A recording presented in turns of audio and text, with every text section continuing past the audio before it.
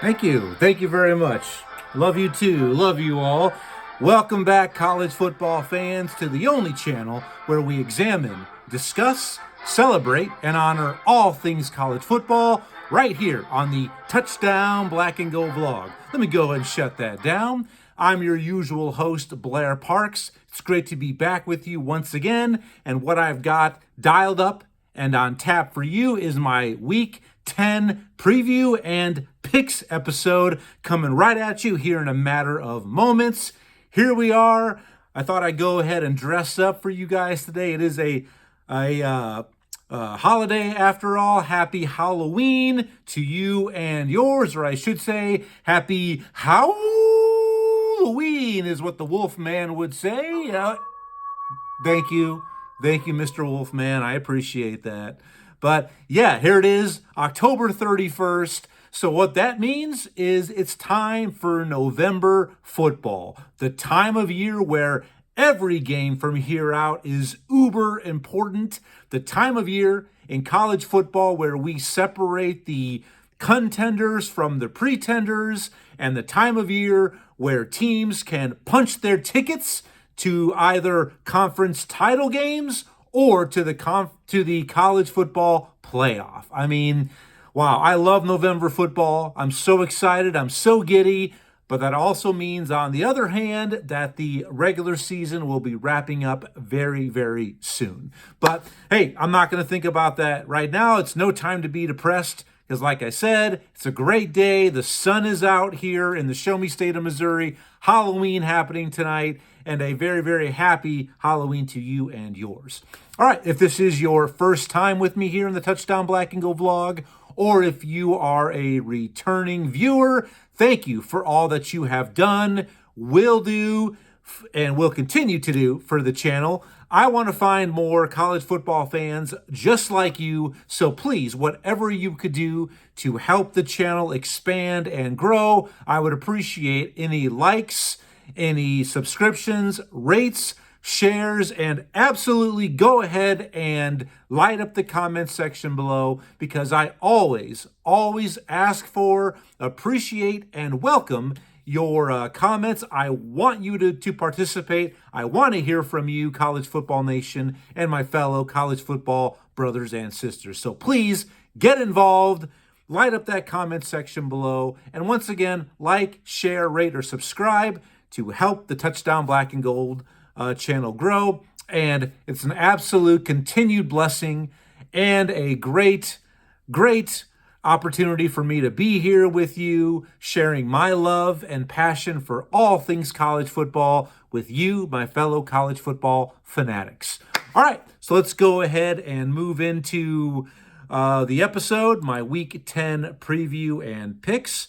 Now, on paper, there's not really a lot of big-time matchups here in Week 10, but don't let that fool you, okay? In seasons past, and even earlier this season, on weeks such as this, to where a lot of the upper echelon teams have bye weeks, or maybe they're up against an inferior opponent on paper anyway, this is when we tend to see a lot of upsets and great classic football games. So don't take it for granted. Enjoy it. It's college football after all. I mean, what's not to like? All right, so let's go ahead and get into it.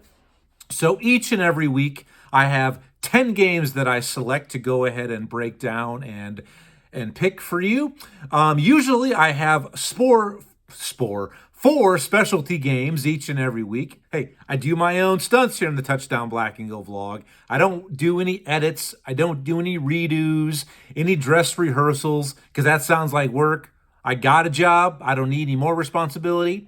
But normally I have 4 specialty games each week, but this week I only have 3. Since my Iowa Hawkeyes are enjoying a bye week, I'm not going to have an Iowa pick, but being Halloween weekend as it is, I got plenty of bonus picks, and I've got some tricks and definitely some treats to be handing out to you on today's episode.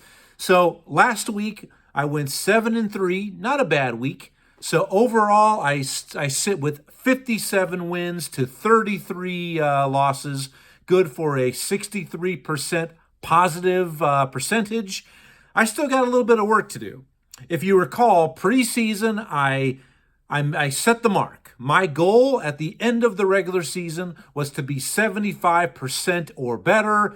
That goal is still attainable, but I'm going to need a couple of really good weeks. I'm talking 8-2, 9-1, if not even a couple of perfect weeks to reach that goal. So it's still within sight, but I got to step it up a notch. All right? So that's where I'm at. That's what I'm shooting for. Let's go ahead and get into it right now. All right, so my first game out of the chute, and really week 10 really seems to be separation Saturday, especially within the ACC. I mean, all of the upper echelon teams who are ranked play, and they're also all on the road. I'm talking Miami's on the road, Georgia Tech's on the road, Virginia's on the road. So I'm going to go ahead and start off with a big matchup in the ACC. Number 10, Miami. They travel to SMU. Currently, the Mustangs are a 10.5-point underdog at home. That is a big number, especially with the Ponies coming off of a big-time upset last week in Death Valley East against Clemson. The Tigers have really fallen apart this season. But anyway, what a great road win for SMU in that matchup. So how do I see this game playing out? I think, you're going to be in the Dallas-Fort Worth area. SMU is a very, very talented, experienced team. If you recall, they did make the college football playoff last season. They had a perfect record in ACC conference play in their first year in ACC conference play, by the way. So they're going to be game for this matchup. They're going to be down. They're going to be ready. They're going to come out firing. Can they sustain the initial storm? Saw what I did there. So can Miami match their intensity? Can they come out ready to play? And it comes down to how will he look? I mean, a couple of weeks ago, looked really, really bad. I mean, against the home loss against Louisville, throwing 4 picks. All right. So what can Carson Beck do in this road matchup? I love SMU. They're going to come out. They're going to make it competitive. But I just think Miami has too much, especially along the lines of scrimmage. I do like Miami to get this victory. But if I was a betting man, I would say SMU covers. I'm looking at maybe a 10-point game, maybe 8 points, something like that. But I do like Miami to get the road victory. Give me the Canes in this matchup. All right, big matchup. My next game on my list, a big matchup in the Big 12.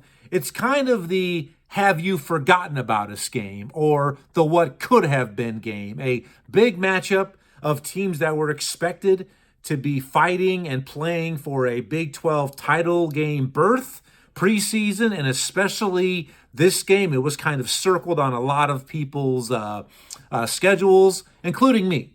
But both of these teams have kind of really underperformed this season. I'm talking about Arizona State. They're on the road. They take on the Cyclones of Iowa State in Ames. Currently, Iowa State is a 8.5-point favorite. That seems like a big line to me, but I think it has gone more to the way of Iowa State because it was announced a couple days ago that starting quarterback Sam Leavitt for Arizona State will not be playing. He is inactive due to an injury. So that maybe explains why this line has grown a little bit over the last 48 hours. So who do I like in this game? Iowa State's coming off of a tough loss last week at home. They hosted undefeated, highly ranked BYU, and Iowa State was coming off of a bye week. They put a lot into that game. They came up short against the Cougars. Are they going to be able to come out and still continue to play inspired football, bring themselves up off the mat, when you've got Arizona State coming in, a team that, just like SMU, I mean, they did make the college football playoff last year. They have a lot of experience, a lot of depth. So I really expect this to be a very, very competitive, tough-nosed game. But in the end, I've got faith in Coach Matt Campbell, who I don't think is going to be at Iowa State come next season, by the way. I have a lot of faith in Coach Matt Campbell and the Iowa State Cyclones. I like them at home to get it done, and this is going to be a good victory. For whoever wins this game, it's really one of those games the victor can take away and say, you know what? We feel good. It's going to be a good morale, a good pride booster as well, but I like the Clones at home. Give me Iowa State. All right, next game on my list. Big one in the SEC. You know I love me some rivalry games going down in Jacksonville, Florida. We've got number 5 Georgia takes on their arch rival, the Florida Gators. Currently, Florida is a 7.5-point underdog. I believe both of these teams are coming off of byes from last week. I know Florida is, so don't quote me about Georgia. But we know about rivalry games. We know sometimes you're going to have these to where one team highly ranked, the other is not, even kind of right there at 500 overall record or worse, such as Florida, but they always are close games. There's so much pride on the line, bragging rights. It's something that the team that might end up having a worse season overall can really take that and hold that with them the entire offseason by scoring a big victory over their arch rival. And I'm telling you, Gunnar Stockton has shown to me the last few weeks that even when Georgia falls behind early or even in the second half, he's always able to rally them back like he did against Ole Miss a couple weeks ago, like he did against Tennessee early in the season. So even though I think Florida is going to come out inspired, motivated, I mean, their defense, that Gator defense is the truth. They are the real deal. I think they will get an early lead on Georgia. But Gunnar Stockton, do I think he will do it again? I do not. That's right. I am going with one of my big, is it a trick or a treat? I got you. My first big upset of this week. That's right. I like the Florida Gators to get it done against the Georgia Bulldogs down in Jacksonville. I mean, some of you may disagree with that. You're in complete shock and awe right now. What are you thinking? You feel like doing what? I know, I get it. It's a scary thing. It's Halloween, right? But I do like the Gators to get it done in this rivalry game. Chomp them. Give me Florida. All right. Next game up on this week's list. Whew, big one in the ACC. I already kind of mentioned it. Number 8, Georgia Tech. Undefeated Georgia Tech. They travel to Raleigh to take on the NC State Wolfpack. That's right, the Wolfpack. Oh, thank you, Mr. Werewolf. There you are, right on cue. They take on the Wolfpack. Currently, the Wolfpack is a 5.5-point underdog at home. Primetime game in Finley Stadium. We've seen some strange things happen at that stadium there in Raleigh. NC State, I believe, has lost 4 of their last 5 games. Coach Doring, I think Doring's a good coach. I think he's going to have his boys come out and ready to play. Can Georgia Tech weather the storm? Can they keep being uber efficient like they have been? Can they keep that undefeated record intact? We'll have to wait and see. I love me some Haynes King, but once again, I like another upset. That's right. I like NC State to get the statement victory that they need as a team and their fans. All right, maybe you disagree with it. Okay, I get it. But I like NC State to pull a big-time upset, and I like the undefeated Ramblin' Wreck, the Jackets, to go down Saturday night. That's right. Give me the Wolfpack at home. Go NC State. Next game up on my list, a big one in the Big Ten. We've got number 23 USC, the Men of Troy, travel to Memorial Stadium to take on the Nebraska there in Lincoln. Nebraska currently is a 4.5-point underdog at home. Another primetime game. I mean, this might be the biggest regular season game in quite some time for the Nebraska Cornhuskers. definitely during the Matt Rule administration there in Nebraska. A huge game. Nebraska right now sits there with only 2 conference losses. USC has 1 conference loss, 2 losses overall. They have 1 non-con loss at Notre Dame a couple weeks ago. But this is a USC team that a lot of people have kind of forgotten about if they win out. I mean, they do have a couple of tough games. Other than this one, they do host Iowa in 2 weeks. Then they go to Oregon late in the season. If they can go ahead and win out, they will absolutely be in the college football playoff. There is no doubt about it. Even if they maybe stumble once and get a couple of marquee victories, going 7-2 in the Big Ten, 9-3 overall, they're going to be in that discussion till the very last day. So who do I like in this game? USC, they've been a juggernaut on offense, defense lately. We know what's been going on in Nebraska. We know that they've had issues protecting quarterback Dylan Raiola. I mean, sometimes I think he does hold on to the ball a little bit too long, but the offensive line has really struggled, especially against physical defenses, which USC absolutely is. Now, being an Iowa fan, I should be rooting for Nebraska because Iowa comes into this off weekend with 1 conference loss, still very much alive to potentially get themselves into the college football playoff discussion. So I should be rooting for Big Red. That being said, I'm going with the men of Troy. I think USC is just too much. I think it will be a close game for at least a half. But overall, I do like USC. They got too much talent. They're too physical. I know I should be rooting for Big Red. I'm sorry. Easy. There's plenty of football to play. But give me the Trojans in this game. Fight on. Next game I've got up a big game in the SEC. And to me, this is really a college football playoff elimination game. I'm talking about the big one going down Saturday night in Rocky Top. Number 18, Oklahoma, travels to number 14, Tennessee. Currently, Tennessee is a 3-point favorite at home on the checkered field of Neyland Stadium. Oklahoma has kind of come back down from cloud 9 the last couple weeks. They suffered a loss last week at home against Ole Miss, and then a loss a few weeks prior to that in the Red River rivalry against rival Texas. This Oklahoma team, much better team than last year. I love me some John Mateer, but I just think Tennessee, even though I'm not quite sold on the Volunteers, all right, they still have a lot to prove to me, and they're going to have some big-time matchups here at the end of the season to prove it to not just me, but the College Football Playoff Committee as well.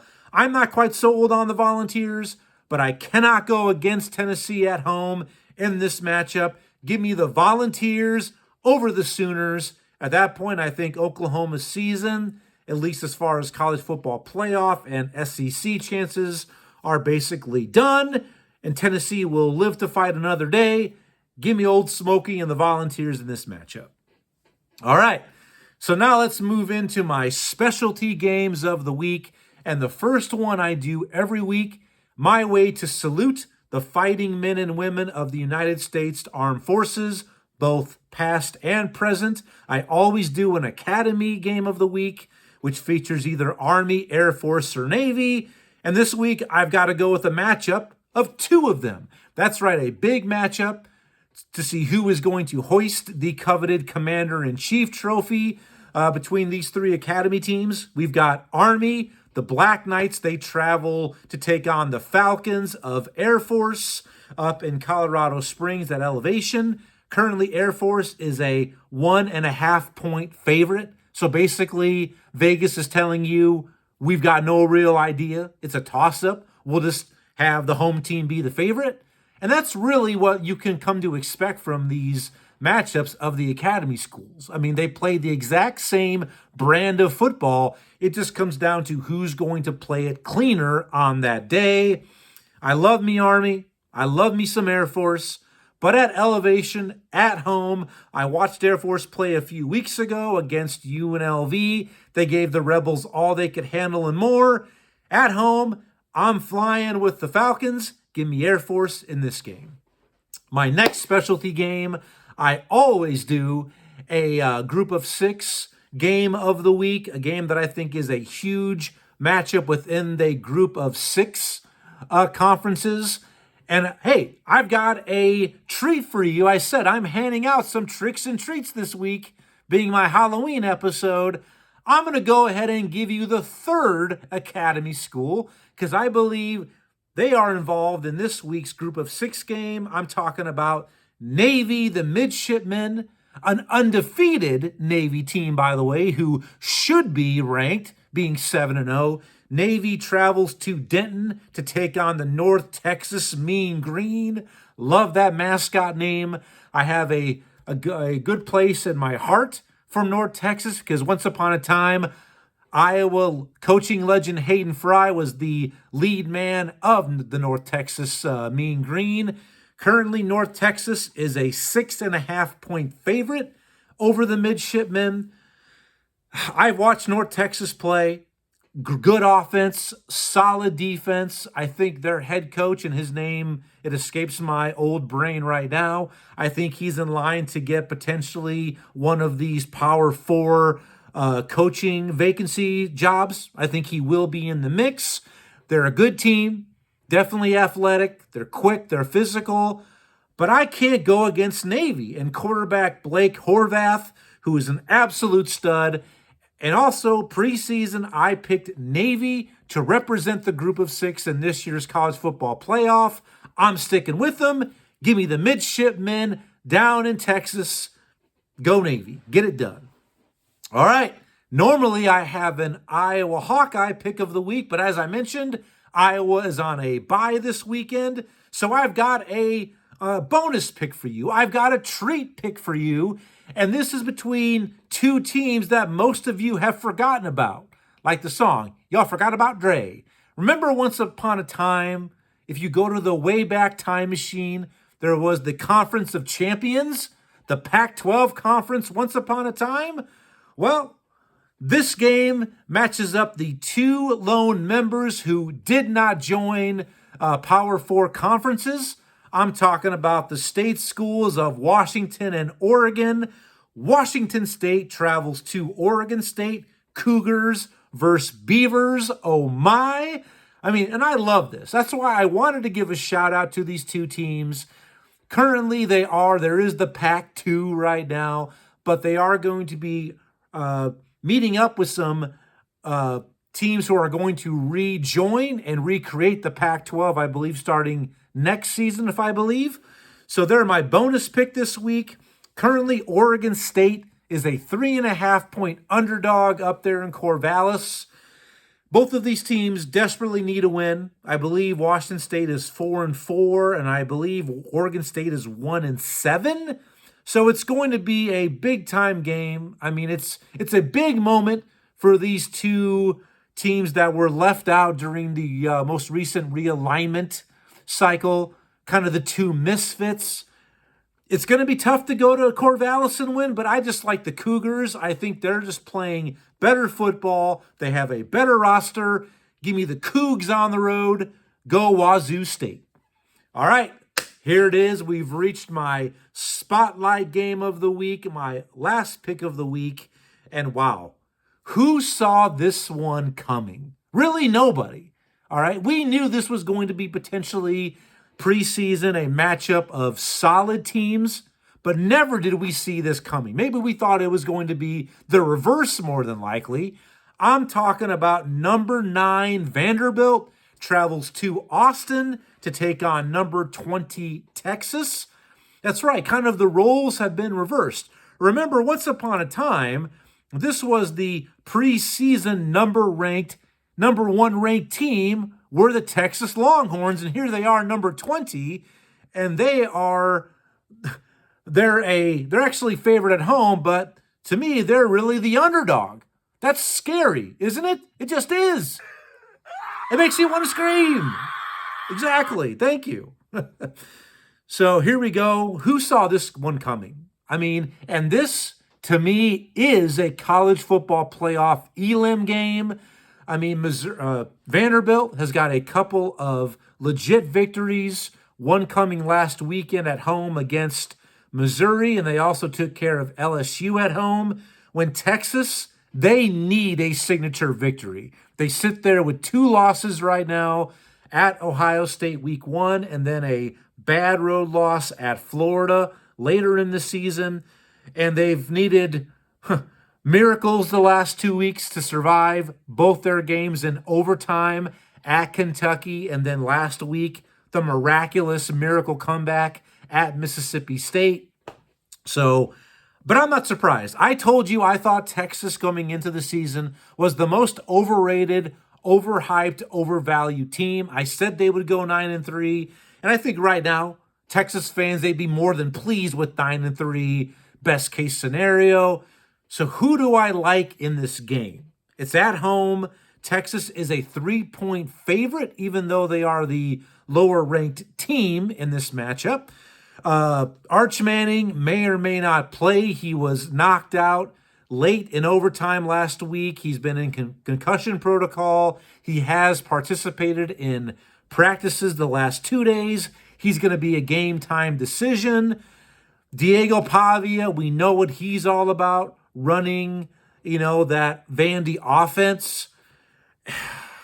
This is a tough game to call, all right? I love me some Vanderbilt. I mean, this really kind of goes along with the overall theme of this year, that these historically non-powerful programs, the have-nots, have risen to power. We've got Indiana, we're up there, number 2 in the nation. Vanderbilt, number 9. Virginia's ranked.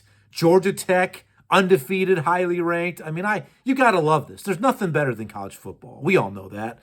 But who do I like in this game? I love me some Diego Pavia. He's must-see TV. I love his swag.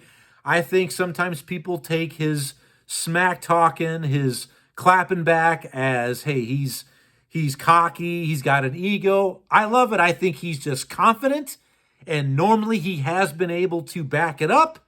So I'm going with the Longhorns at home. I just have a feeling, even if Arch Manning doesn't play, I think in front of that crowd, they know that their season is on the line here. All right, Texas is well aware of that. Vandy, I think they know that. But right now, I think they are more than happy just to be in this position, to be playing, to be ranked in the top 10 and be playing for a CFP berth. But I think that crowd, it's going to energize Texas on the field. I think their defense, their physicality, their run game, and then their stud kick returner, Niblett, I think he has the chance to be a potential game changer again. I think Texas is just a little bit too much for Vanderbilt. I actually hope I'm wrong, but I do like Texas at home to pull the upset, even though it's maybe not an upset via the spread.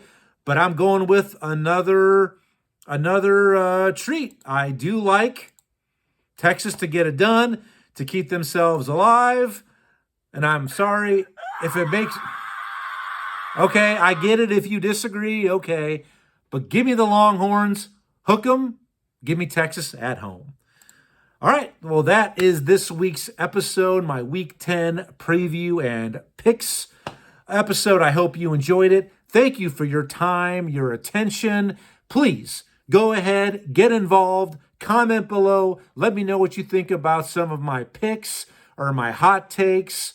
Some of the facts, my opinions that I presented and shared with you. I can't wait to hear from you. Once again, enjoy, have a happy and safe Halloween.